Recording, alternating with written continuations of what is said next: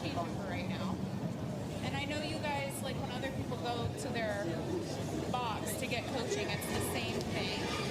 And you let them know, but it's just quite silly, you know? Because it's like we either get it or we don't.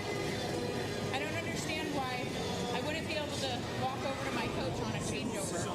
And why anybody else wouldn't either. You know? It doesn't make any sense if the rule is like we're allowed to get some coaching, then why can't I'm not holding up play. I'm not doing anything to distract her.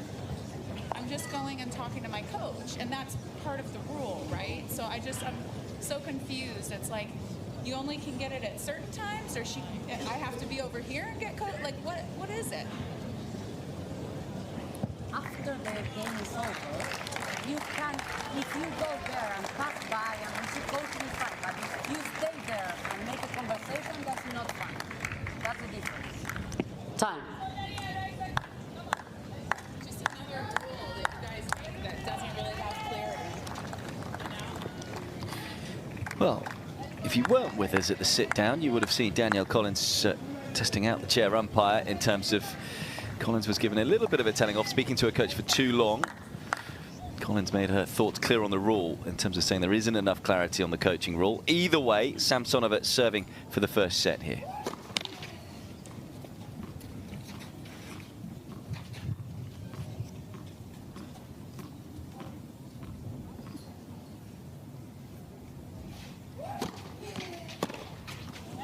Maybe just taking her anger out on the ball rather than towards the umpire. Love 15. Yeah, sometimes when the situation is tense as a player, you don't really think how many seconds or when you're going to talk to the coach. I understand her point of view. If you just it's very tense in the first set, so doesn't want to be told off by the umpire not to talk to the coach when she thinks she can. Yeah. Second match in a row where Danielle Collins has a little bit of controversy. This warm-up tournament before the tennis season heads to the beloved French Open, the second Grand Slam of the year. Danielle Collins' second match today in a row where there's controversy. She was on court a couple days ago against Emma Raducanu. I think that was actually 3 or 4 days ago. She had a walkover in the quarterfinals 2 days ago or yesterday. And time flies, man. I don't know. The days all just seems to be mixed in. We're working so hard. But Raducanu playing Danielle Collins, there was some controversy in that one. Today, Danielle speaking her mind like she always does. Danielle is one of those, it seems like to me, my respectful opinion of our beloved American Danielle Collins is that she wears her heart on her sleeve. So she's really kind of like another John McEnroe.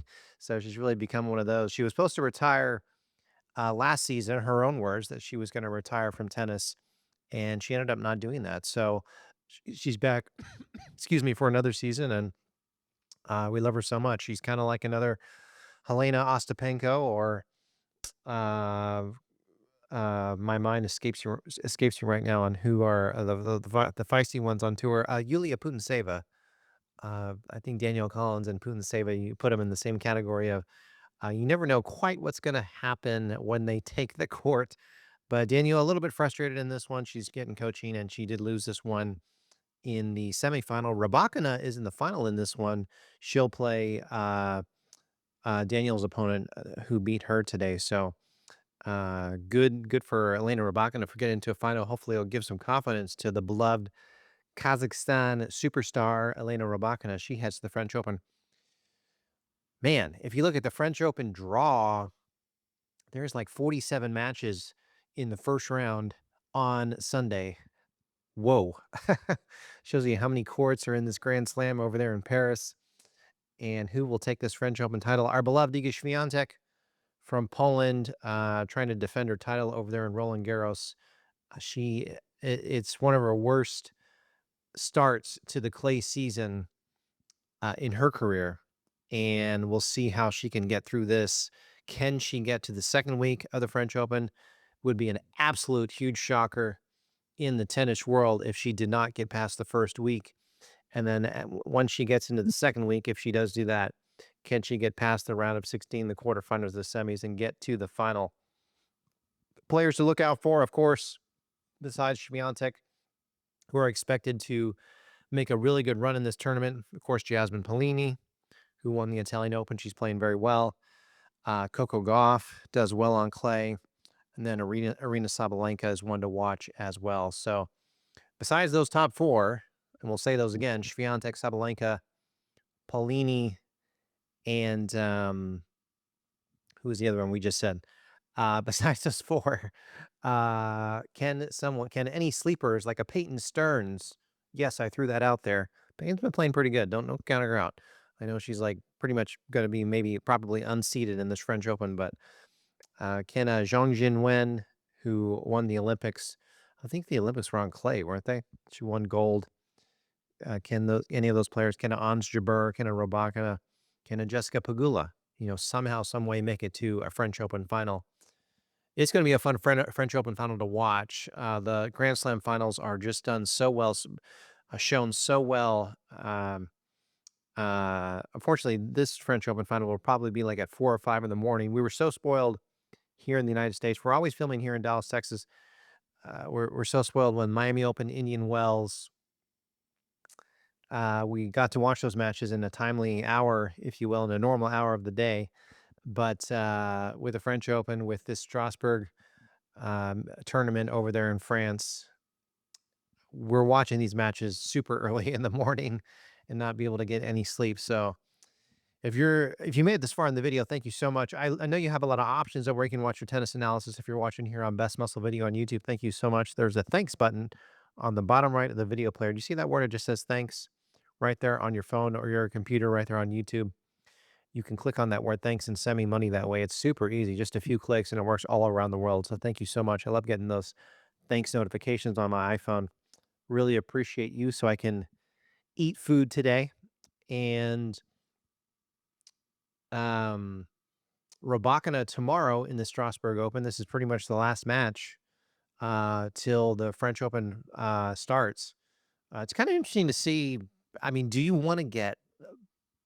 here's a dilemma I'll leave you with, and tell me if I'm talking nonsense, but do you even want to, if you're playing in the Strasbourg Open, do we really want to go far in the Strasbourg Open? I mean, if you put it like this, Strasbourg Open, Rybakina plays tomorrow, which is Friday here in the U.S., and I think Friday over there too.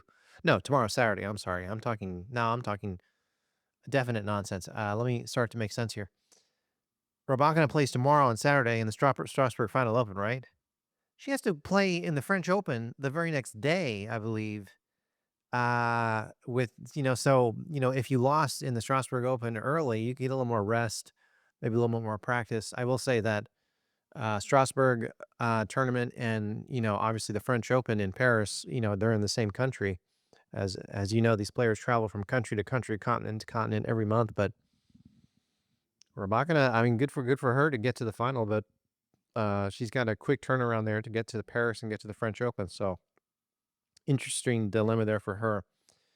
Elena Rybakina, very interesting player. She changed coaches kind of controversially, and she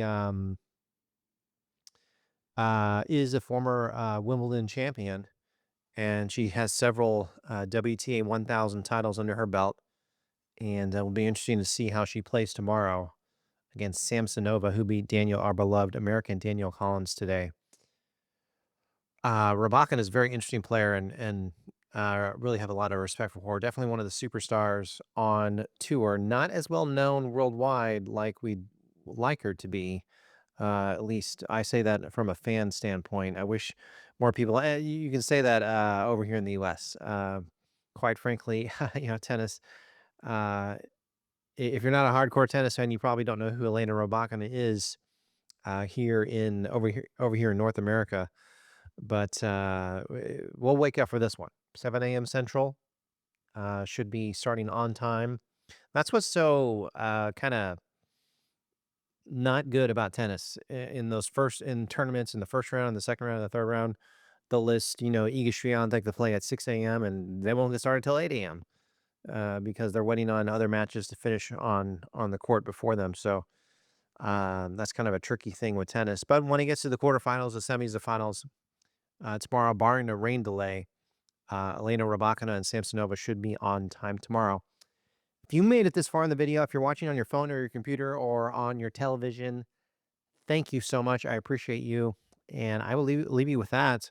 Danielle Collins, second match in a row where a little bit of controversy there with her.